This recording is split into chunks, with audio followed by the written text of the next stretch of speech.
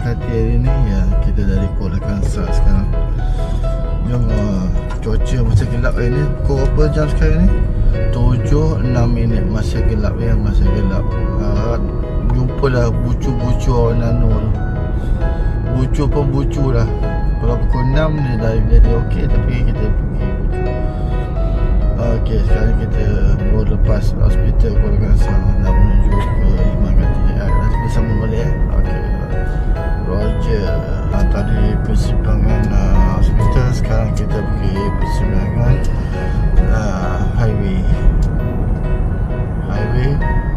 Pusing ke kanan menuju ke Iman Kartini. Ya, lampu pun mesra ni, hijau je semuanya. Okey, kita kona ya, kita kona. Ini jalan dia. Okey. Nanti kita sang, kita tengok semua lokasi jalan. Daulat tuanku.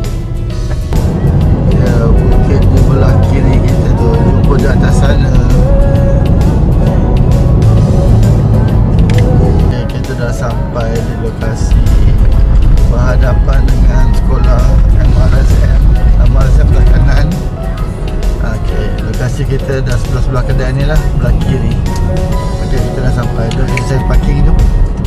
Saya sambung lagi.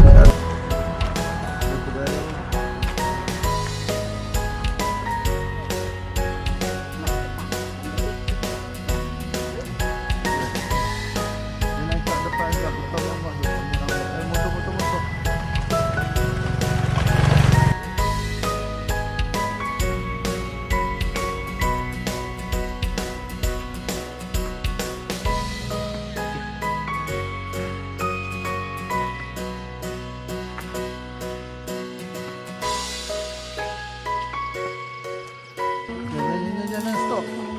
Cakap boleh tapi jangan stop. Kau stop amat nanti.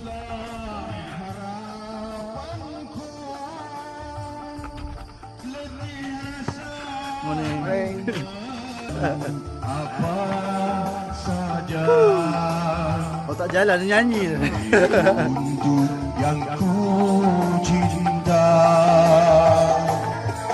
Siksa dan derita telah ku terima, tapi aku tak bahagia.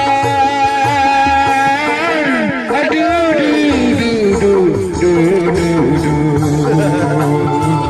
Assalamualaikum bang.